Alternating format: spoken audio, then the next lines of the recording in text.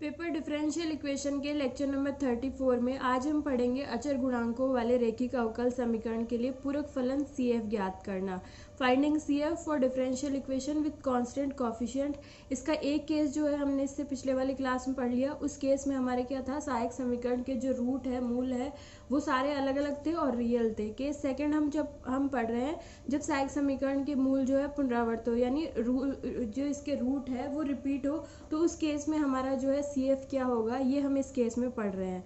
When the roots of auxiliary equation are repeated, तो हमने क्या मान लिया, हमारी अवकल समीकरण है f function of D y is equal to 0। ये हमने जो है वो CF ज्ञात करने के लिए जो डिफरेंशियल इक्वेशन कांस्टेंट कोफिशिएंट वाली है लीनियर, उसका होमोजीनियस वाला पार्ट लिया है जहाँ पे QX 0 हो गया। तो हमारे अभी अवकल समीकरण क्या चल रही है, function of D y is equal to 0, और d क्या है, d ओवर dx, यानी d जो है वो एक बार अवकलन को दिखाता है और इसकी पावर अगर n है तो ये n बार अवकलन को दिखाता है। तो ये हमारा डिफरेंशियल इक्वेशन हो गई। इसकी ऑक्सिलरी सहायक समीकरण जो है वो function of small m is equal to 0 हो गई। इसके अपन ने मान लिया कोई दो मूल है वो समान है, उसको अपन ने मान लिया।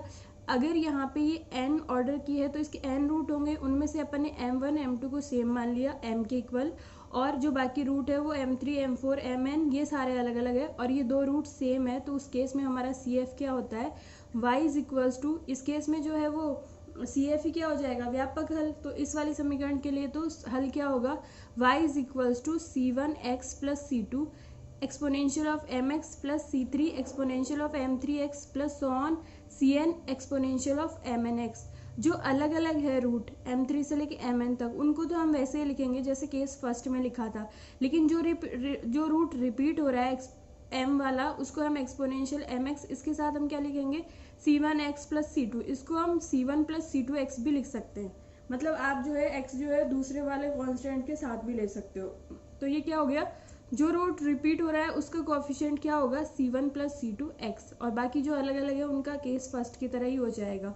और यदि आपके जो है ये तो रूट जो है m वाला रूट दो बार ही रिपीट हुआ था, लेकिन अगर कोई रूट है जो r बार रिपीट हो रहा है तो क्या होगा, अपन ने मान लिया m1 से लेके mr तक के सारे रूट सेम है, ये इक्वल टू m है, यानी ये m वाला रूट जो है r बार रिपीट हुआ है, और इनके अलावा जो mr प्लस 1 और सो ऑन n तक के रूट है वो सारे अलग अलग है। तो इस केस में हमारा व्यापक हल क्या हो जाएगा, जो अलग अलग है उनका केस फर्स्ट की तरह constant exponential of mr plus 1 x plus so on m, ये Cn constant exponential of mnx।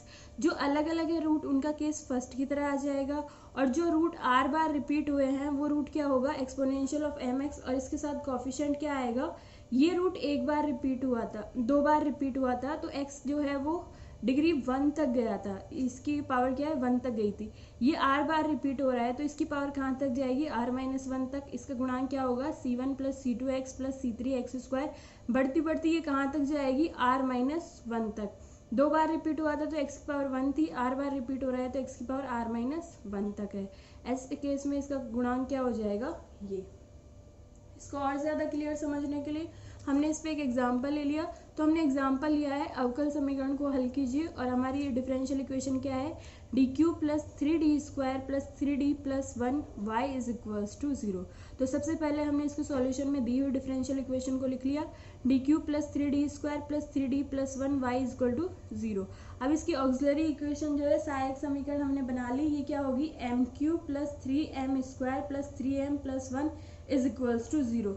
ये जो है हम यहाँ से a³ plus b³ plus 3a square b plus 3ab square वाले फॉर्मूले से इसको हम क्या लिख सकते हैं, a प्लस b का होल क्यूब, यानी कि m प्लस 1 का whole cube is equal to 0। यहाँ से रिजल्ट क्या आएगा, m की वैल्यू क्या होगी, -1 -1 -1 कितनी बार, 3 बार। तो हमें जो है वो ये 3 पावर की है, इसलिए इसके 3 रूट होंगे, तीनों रूट आ गए, तीनों रूट सेम है, यानी हमारा जो रूट है -1 वो 3 बार रिपीट हुआ है। तो हमारा CF क्या हो जाएगा इस केस में, जो रूट रिपीट हुआ है 3 बार उसको हमने लिख लिया एक्सपोनेंशियल ऑफ -x, -1 कर दिया यहाँ पे, और इसका कोएफिशिएंट क्या है, ये 3 बार रिपीट हो रहा है तो x की पावर कहाँ तक जाएगी, 2 तक, बढ़ती बढ़ती। तो पहला C1 plus C2x plus C3x square, 3 बार रिपीट हुआ इसलिए पावर कहाँ तक गई, 2 तक। और ये इसका ये व्यापक हल हो जाएगा, क्योंकि यहाँ पे QX ऑलरेडी 0 है, तो इसका व्यापक हल क्या हो जाएगा, y is equal to C1 plus C2x plus C3x square multiplied by exponential of -x। ये इसका व्यापक हल भी हो जाएगा। ये हमारा है केस सेकंड। अब हम पढ़ते हैं केस थर्ड। जब हमारी सहायक समीकरण के मूल अधिकल्पित हो, यानी जब ऑक्सिलरी इक्वेशन के रूट जो है वो कॉम्प्लेक्स हो, तो उस केस में हमारा CF क्या होगा ये हम निकालते हैं। तो हमने क्या कहा, द्वितीय कोटि की अवकल समीकरण है function of D y is equals to 0। ये हमने यहाँ पे द्वितीय कोटि की क्यों कहा है, क्योंकि जब आपका रूट जो है वो कॉम्प्लेक्स होंगे तो कॉम्प्लेक्स वाले रूट हमेशा पेयर में आते हैं, कॉम्प्लेक्स नंबर आता है उसका कॉन्जुगेट भी आता है। तो अगर उसके रूट जो है इस केस में इवन नंबर में होंगे, इसके रूट इवन नंबर में होंगे, तो हमारे इसकी ऑर्डर क्या होगा, वो भी इवन होगा।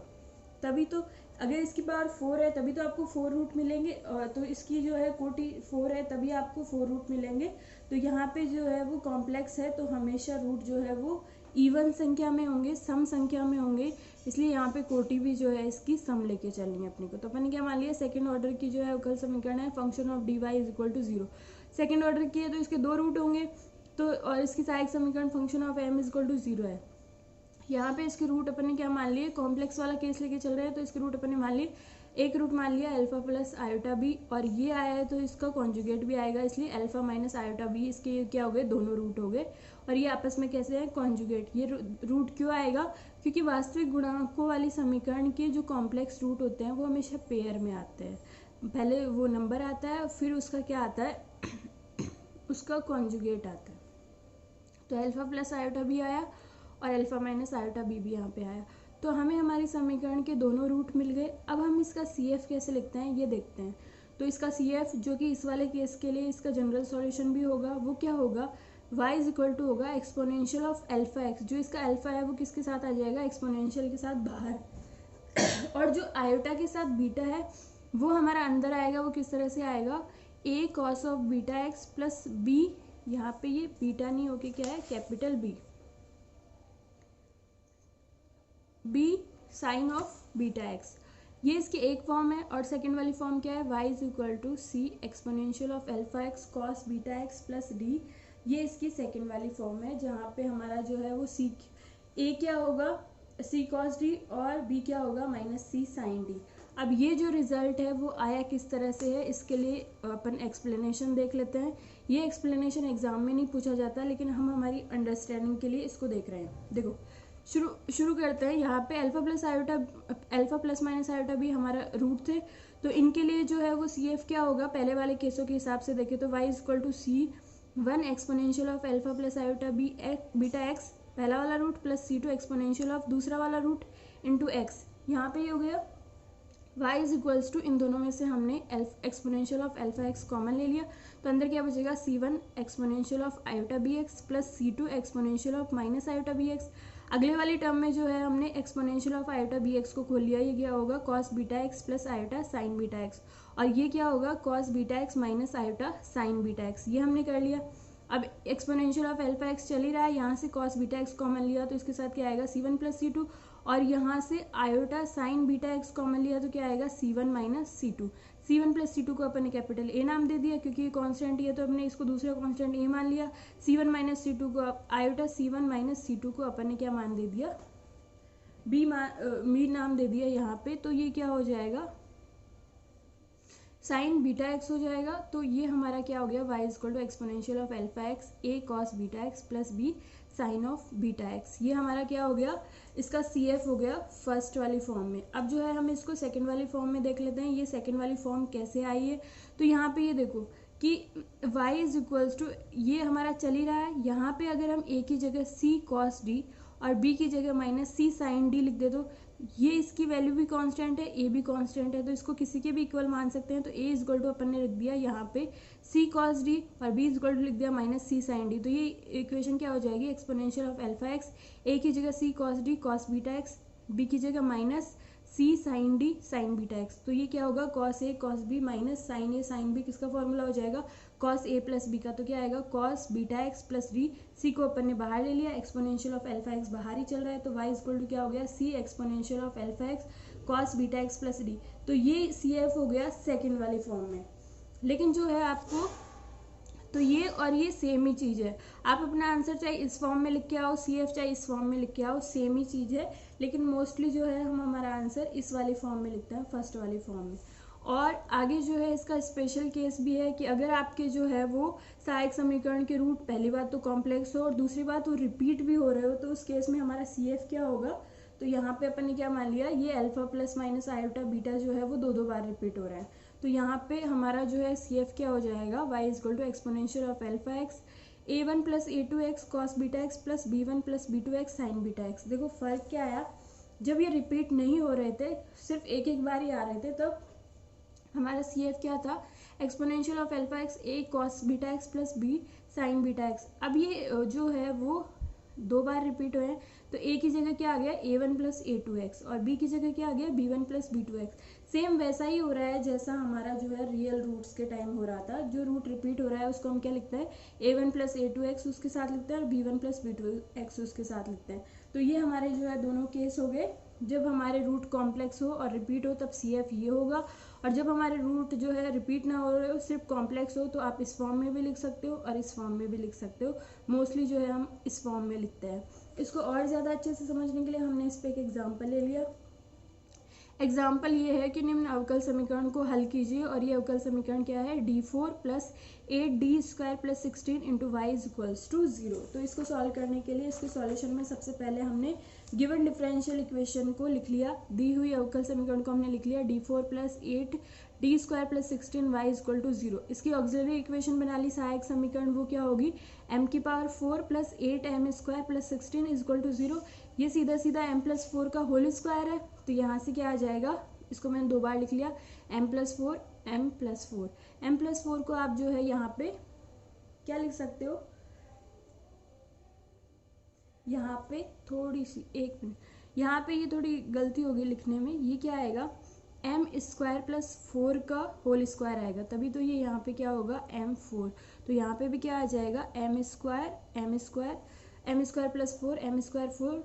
अब जो है हम इसको क्या लिख सकते हैं, a plus B A minus B, इन दोनों को मल्टीप्लाइड करेंगे तो क्या आएगा, m स्क्वायर प्लस 4 माइनस 4 आएगा, आयोटा स्क्वायर उसको प्लस का 4 बना लेगा। इसी तरह से m स्क्वायर प्लस 4 को मैंने क्या लिख दिया, a plus B A minus B वाले फॉर्मूले से m plus 2 iota m minus 2 iota.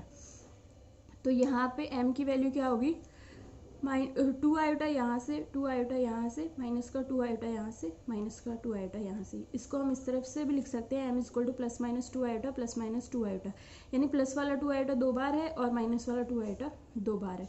अब हमारा यहाँ पे क्या है, कॉम्प्लेक्स रूट है और ये रूट जो है दो बार रिपीट हुए हैं, तो हमारा CF क्या हो जाएगा, एक्सपोनेंशियल ऑफ अल्फा एक्स आता है, यहाँ पे अपना अल्फा 0 है तो ये एक्सपोनेंशियल ऑफ 0x आ जाएगा। जो रूट बीटा एक्स, जो हमारा रूट रिपीट हो रहा है इसलिए यहाँ पे क्या होता है, cos beta x sign beta x, तो क्या हो गया कॉस 2x साइन 2x, और यहाँ पे हमने इसको क्या मान लिया, रूट दो बार रिपीट हुआ है तो जो कांस्टेंट है उसकी जगह क्या आएगा, a1 प्लस a2x और b1 प्लस b2x। ये हमारा क्या हो गया CF, और ये एक्सपोनेंशियल ऑफ 0x क्या हो जाएगा 1, तो हमारा क्या आएगा a1 plus a2x cos 2x b1 plus b2x sign 2x। अब यहाँ पे ये गौर करने वाली बात है, a1 a2 और b1 b2 दो चारों कांस्टेंट है, आप इसको जो है c1 plus c2x cos 2x plus c3 plus c4 sine 2x भी लिख सकते हो। सेम ही बात है, आपने यहाँ पे भी इनको कांस्टेंट लिया है, यहाँ पे भी कांस्टेंट है, आप इनको चाहे a नाम दो चाहे c नाम दो, कोई फर्क नहीं पड़ता। तो हमारा क्या हो गया, ये CF हो गया, इसको आप ऐसे भी लिख सकते हो, इसको आप ऐसे भी लिख सकते हो, और हमारी इक्वेशन होमोजीनियस है तो यहाँ से जो है यही इसका क्या हो जाएगा, व्यापक हल। तो ये हमारी जो है एक्सरसाइज जो फर्स्ट है इस वाले चैप्टर की वो होगी। ये इसमें जो है सारे होमोजीनियस वाले केस है, तो इसके सारे क्वेश्चन एक्सरसाइज के और एग्जाम्पल आप लोग कर लीजिए। आपकी कोई भी प्रॉब्लम है तो आप पूछ लीजिएगा।